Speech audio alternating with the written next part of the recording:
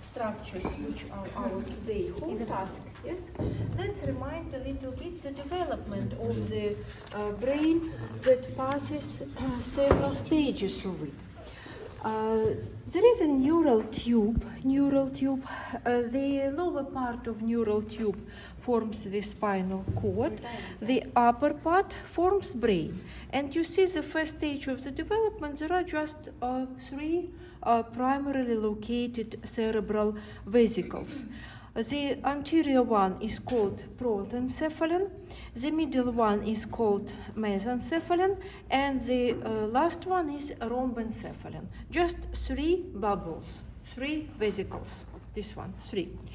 Then the anterior and the posterior one divided into two, and we'll get already the secondary vesicles, and they are in five already.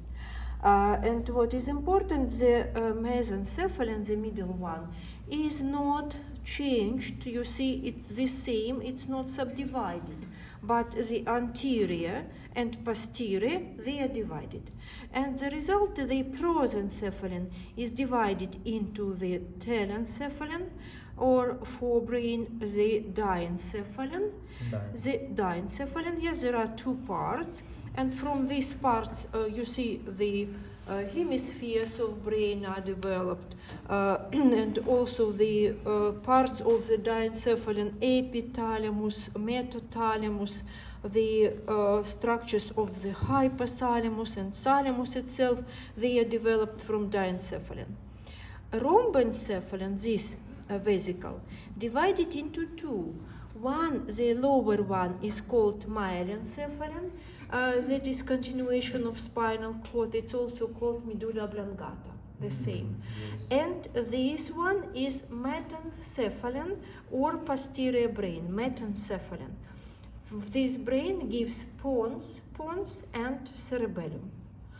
What we'll do, we'll start our investigation of brain from lower part towards the upper part. So today we should describe everything that was created from this bottle, from this rhombencephalon, and we talk about myelencephalon as the first issue.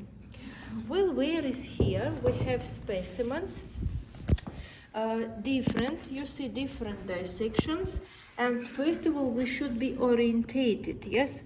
In my hands now the hemispheres, right and left hemispheres, that will be studied a little bit later, but the medulla oblongata will be formed as the continuation of spinal cord. This is spinal cord, and the upper junction of the spinal cord at the level of the foramen magnum means that the medulla oblongata located above it. This one, medulla oblongata. The upper border of medulla oblongata is the sulcus, where it contacts with pons.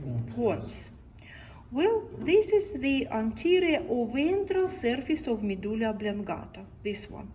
Why it's ventral? Because we pose the brain correspondingly with our brain, our head, and it will be correct location, this one, correct location.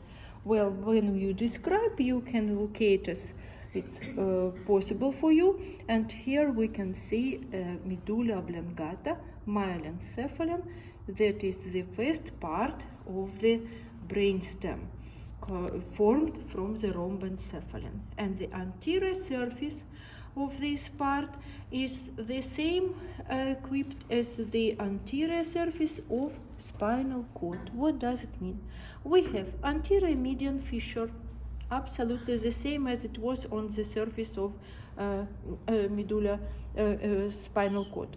Then we have the anterior lateral sulcus, the same as it was on the anterior surface of spinal cord, this one.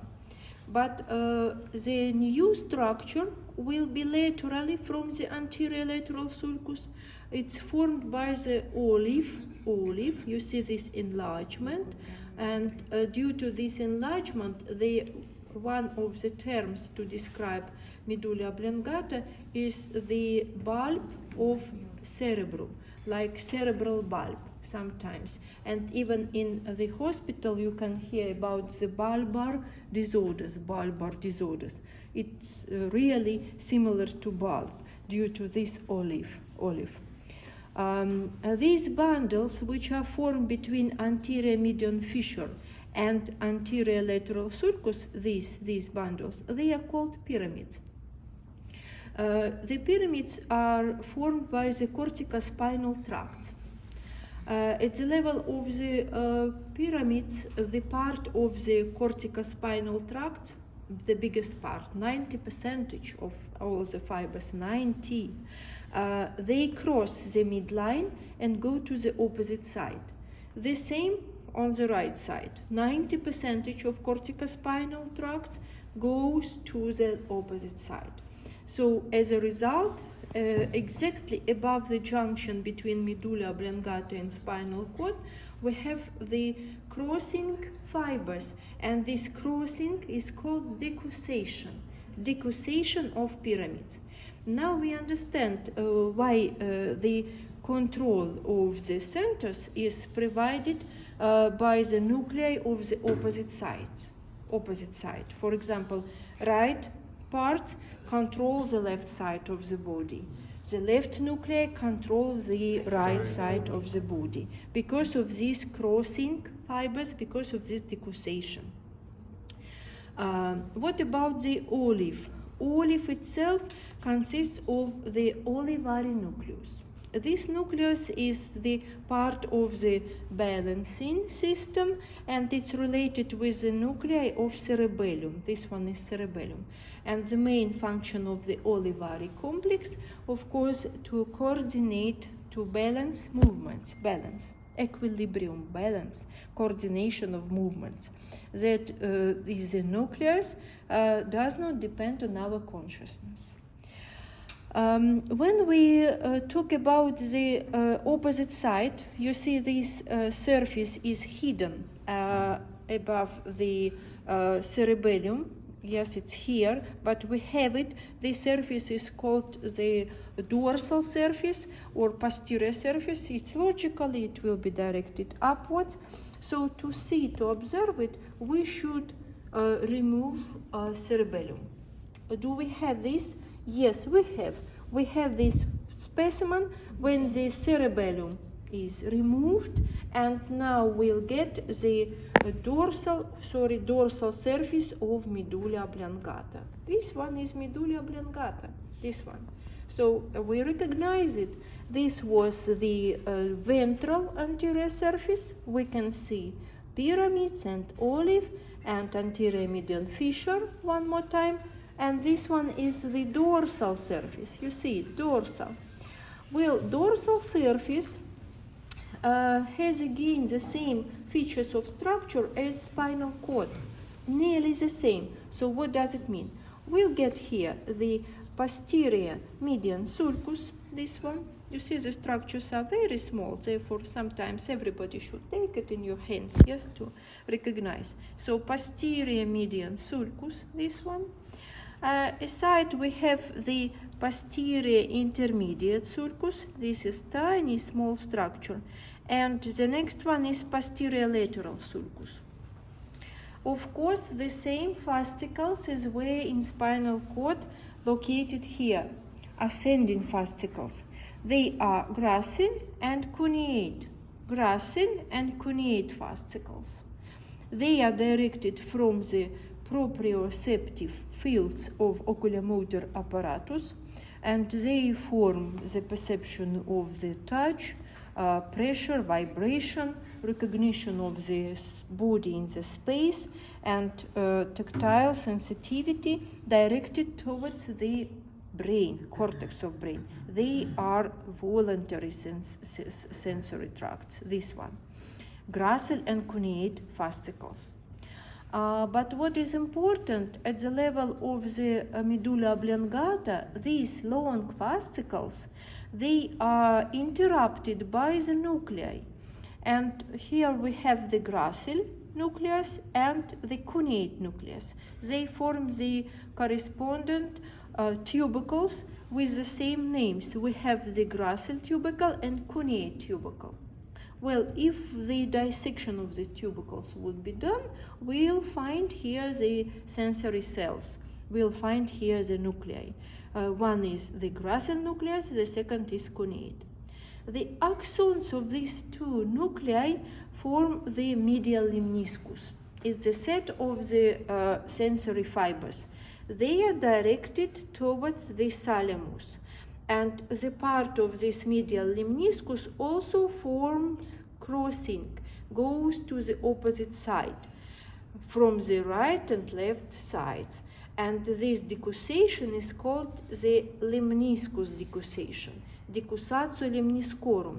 And in comparison with the decussation of pyramids that was located in front, that was motor decussation, motor crossing.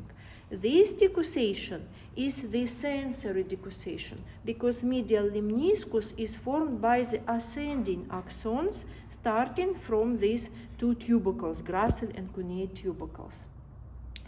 Well, you see that at the level of the medulla oblongata, two decussations are formed. One is motor for corticospinal tracts, and the second is sensory for medial lemniscus as the part of the gracile and cuneate fascicles. It's very important functions. But what is even more important to talk about the internal anatomy of medulla oblongata, that there are vital nuclei located here, important for vital functions. What does it mean, vital functions? Yes, without vital functions, the person is dead. Vital. It means what? Cardiovascular centers and respiratory centers, important for breathing.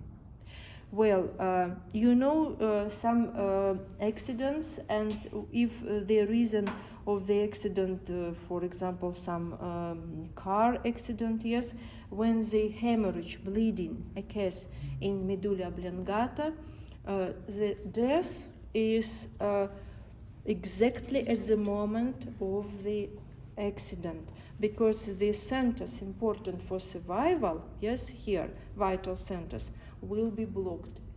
Well, respiratory center for breathing, and also the center for cardiovascular control of the functions of vessels, heart rate, beating, everything is reflectory regulated here.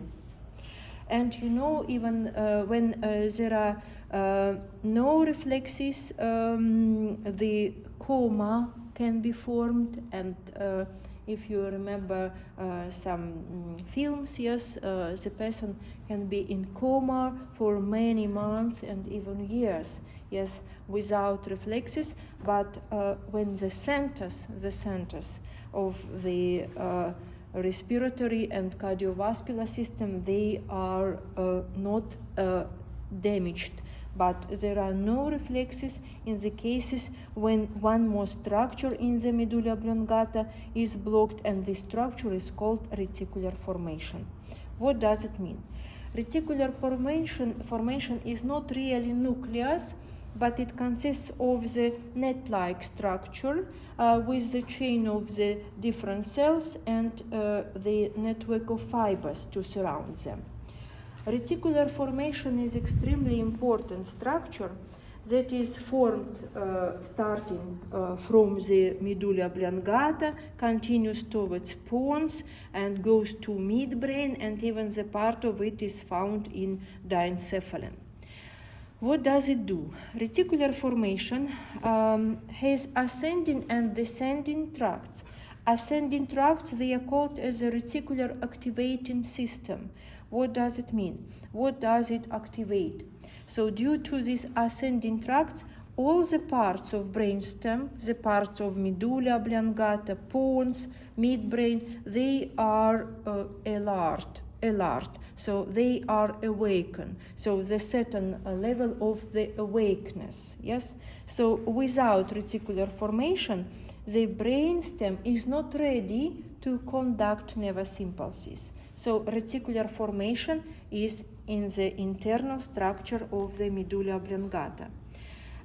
Also, this formation is the structure that provides the filtration of the repeating impulses. So if there is some information that was delivered already upwards, yes, we don't need to repeat it. And the reticular formation is like the filter to stop, to remove the impulses which were done already, yes, to not repeat it. For what? For what to spend the resources to deliver the repeated impulses? No, it's like filtration for the impulses, filtering them. In the medulla oblongata, there are also centers connected with reticular formation. Such centers, also reflectory, of course, as a center of the sneezing, vomiting, hiccuping, center of the sleeping. So the reflectory located centers here. And as we said before, there is also olivary complex located in olive, connected with cerebellum, responsible for the balance of the human body through the olivocerebellar tracts. So you see, to sum up, there are axons to form the ascending tracts, gracile cuneate fascicles with their decussation. Descending pyramidal tracts, corticospinal and pyramidal are synonyms. They form decussation here too. There are short fibers, olivocerebellar tracts, and there are plenty of nuclei. Nuclei of the cardiovascular and respiratory centers, olivary nucleus, the centers of the reticular formations, and there are also centers of the cranial nerves. We have 12 cranial nerves and one more pair. In total, they are in 13, but here in the medulla oblongata, the pairs of cranial nerves which are projected is number 12, hypoglossal. It's related with the muscular movements of the tongue, muscles of tongue. The accessory nerve, it's the nerve that is one of the regulations of the contractions of the muscles of neck and also muscles of pharynx and larynx. The vagus, it's one of the biggest autonomic nerves. The nuclei are projected here in medulla oblongata. And number 9, glossopharyngeal nerve, it's also mixed with the part of the autonomic innervation of the parotid gland, and nerve innervates also muscles of the tongue, pharynx, and innervates tympanic cavity. All that we talk about was related with medulla oblongata. Now we'll got the next part, the next portion of our rhombencephalon, that is metencephalon. From metencephalon, two portions are created, pons and cerebellum. Pons literally means bridge. You see it's a little bit above in comparison with medulla oblongata, this one, and it contacts also with midbrain, located more forward and above it. Pons is limited by the trigeminofacial line. Trigeminofacial line is imaginary line. We don't have in reality this line, but this line is formed between two cranial nerves, between the trigeminal nerve and facial nerve.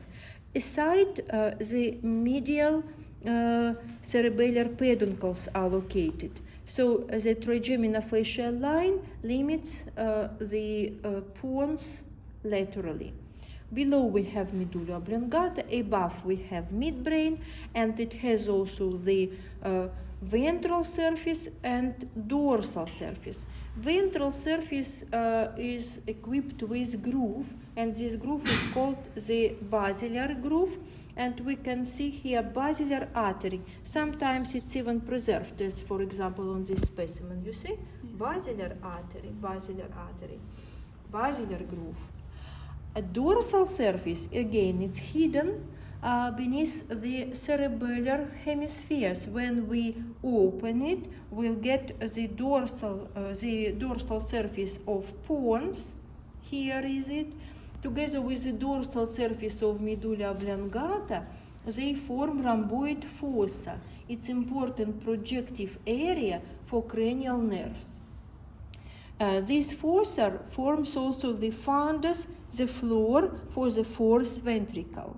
Because the cavity of this vesicle, the cavity of it is called the fourth ventricle, the cavity of the rhomboencephalon. And now, for example, we are in fourth ventricle.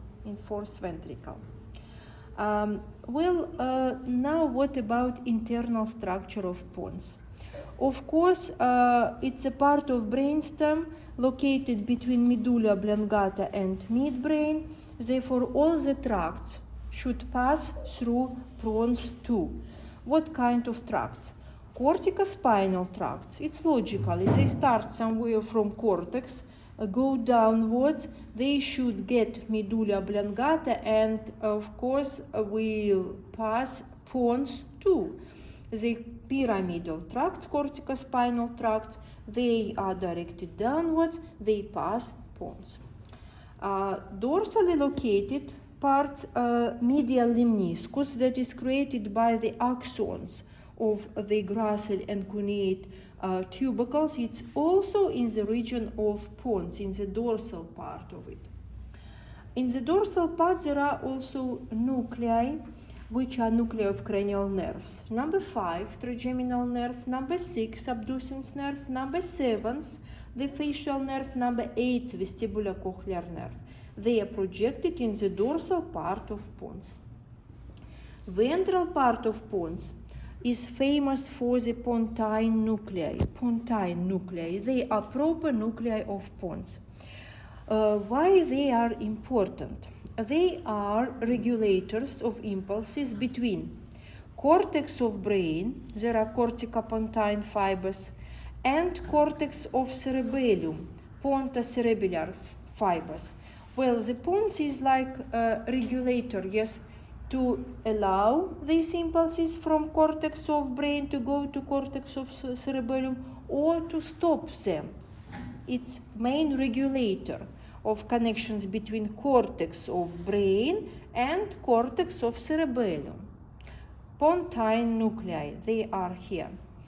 Reticular formation, yes, it's the same structure as it was in medulla oblongata, with the reticular activating system to provide a certain level of awakeness, alert, to regulate the impulses which are repeated, to avoid their traveling in vain upper and lower compartments of brainstem. So reticular formation is still here. We have it. And of course, again, vital functions. Together with the respiratory centers of medulla oblongata, the nuclei of pons responsible for the control of breathing, yes, and respiratory center located here. The person will die in the case of the hemorrhage towards the center of pons. Unfortunately, he will die because of apnoea. It's sudden stop of breathing. So the respiratory vital centers in pons located here. The next portion that was created from rhomboencephalon, it's cerebellum. Cerebellum literally means little brain, small brain. Why? It's similar to the hemispheres of cerebrum, but it's smaller, and the function is different. Can we live without cerebellum? Yes, we can live because it's for balance of movements, but we can't live without cerebrum. It's with cortex, and it's important for survival. Cerebellum, located in the posterior cranial fossa. You resemble yourself 1 year ago, skull, cranium, yes, and cranial fossa. It's located in the posterior cranial fossa. It's hidden beneath the occipital lobes of cerebrum. Here is it, you see this one, correct location. This part of brain consists of three portions, three parts. Right hemisphere, left hemisphere, and this middle portion is called vermis. It's like worm, vermis, between them. We can see that the surface of a cerebellum is not smooth. It has plenty of the fissures, and the biggest one is called the horizontal fissure. In some textbooks it's called the transverse fissure. You can use both terms. This one, horizontal or transverse fissure, divides cerebellum into superior surface and inferior surface. And plenty of different fissures, and we can see that the cerebellum divided into little lobuli, or they are called folia. Folia literally means leaves, yes, folias. Among these folias, there are the biggest one, which are on the inferior surface, so we turn it to the inferior side, and here we'll get the lobulus called flocculus. It's located on the inferior surface. Yes, you can find it here. Yes. It's a little bit. So we'll find this flocculus. It's here, is it, guys? Here is it. Yes, on the inferior surface, flocculus. Flocculus will be here. Flocculus will be here. Flocculus. This lobulus of hemisphere, the biggest one, is connected with the biggest one, lobulus of vermis. The biggest one, lobulus of vermis, is called nodulus. And between them, there is a peduncle of flocculus. Together they create flocculonodular system. So the origin of all system of balance, of coordination of movements, starts from this flocculonodular system. From embryogenesis and phylogenesis, it's the oldest system of balance, this one. What is inside? If we would dissect it, inside the cerebellum, we would find nuclei. And this nuclei should be learned by heart, of course. And these nuclei are called as the dentate nucleus. You see the dissection of cerebellum, internal structure, gray matter, and you see dentate nucleus. It's similar a little bit by its appearance to the olivary nucleus of medulla oblongata, and therefore they are connected with each other through the olivocerebellar fibers. So this nucleus is the youngest from the other nuclei of cerebellum. A little bit medially we'll get one more nucleus that is called emboliform, from the word emboliform nucleus, emboliform. More medially located, nucleus globosus. It's like round-shaped nuclei. You see nucleus globosus. And the last one, the oldest one, it's called fastigial nucleus. Nucleus fastigius, fastigial nucleus. So you should learn them by heart, these nuclei. All of them are with certain function of balance.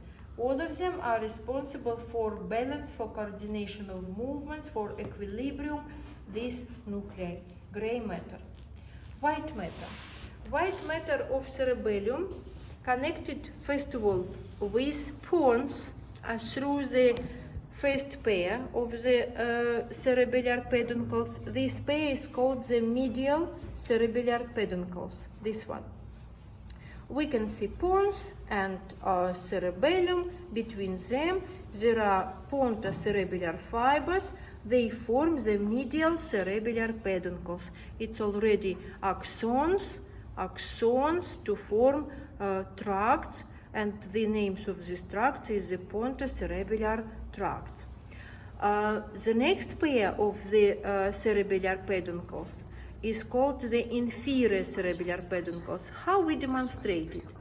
We show the inferior border of the rhomboid fossa, and here we have the inferior cerebellar peduncles. Inside these peduncles there are several tracts. For example, olivocerebellar tracts passing here between medulla oblongata and cerebellum. There are also some spinocerebellar tracts, posterior spinocerebellar tracts. They also pass here in this region. And the last pair is the superior cerebellar peduncles. We demonstrate them between cerebellum and midbrain. It's already midbrain. Superior spinocerebellar peduncles. In these peduncles there are some tracts such as the anterior spinocerebellar tracts. There are also the tracts between tectum, its roof of the midbrain, and cerebellum. There are tracts which pass towards the upper located structures of the spinal brain from the spinal cord. Well, to summarize, we have three paired peduncles: the medial one, the superior cerebellar peduncles, and inferior cerebellar peduncles, to talk about the white matter or fibers of cerebellum. You see, it was in general, yes, your new home task that includes medulla oblongata, pons, and cerebellum. It will be your home task. Now please open your textbooks and start to study, because you need to be orientated. It is the most important, yes, to understand what are the parts of brain in front of you, which one we can see here. So do it.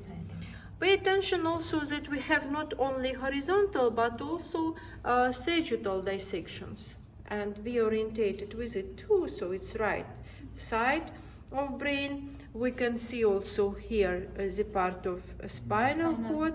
We have medulla oblongata. This is pons, you see, and this one is cerebellum. And this one, as we talked before, it's the cavity of rhombencephalon. The cavity is called the fourth ventricle. It's very well distinguished here, the parts of pons. We can see it's the first part, ventral, and the dorsal part, and gray matter located here.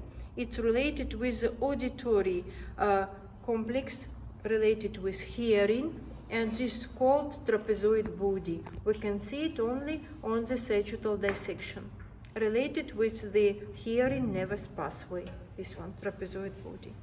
And above it we have the midbrain that will be studied already next time. So this and these structures should be learned by you. Open your textbook and start to study. You can divide, if you want, these specimens into several portions to form the groups of students, for example.